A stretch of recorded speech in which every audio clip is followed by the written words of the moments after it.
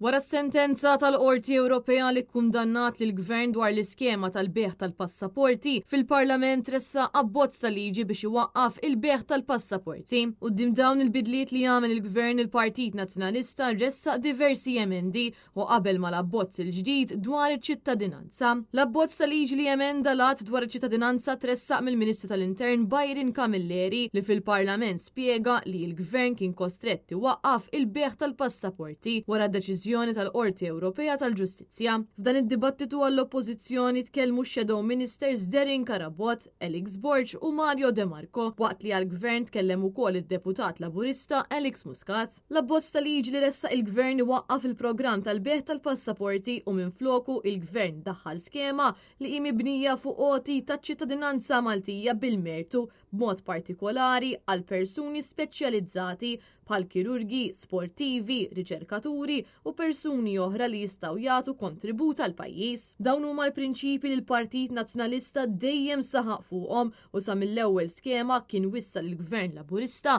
biex il-beħ tal-passaporti ma jagħmilx ħsara lil Malta. Minkejja dawn l-appelli għal snin twal il-Gvern Laburista baqa' dej bl-iskema li kienet mibnija biss fuq tranzizzjoni finanzjarja u li ma kellha l-ebda rabta bejn min jieħu ċ-ċittadinanza u Malta. L-iskema tal-beħ tal-passaporti ġabet ukoll isem ħażin għal pajjiżna hekk kif attirat lejha persuni minn barra l-Unjoni Ewropea li kellhom reputazzjoni internazzjonali ħażina. Intant wara d-diskussjoni fit-tieni qari l-abbozz mara l-istadju ta' kumitat li sar fil-plenarja. F'dan l-istadju l-Oppożizzjoni qablet mal-abbozz li kien approvat.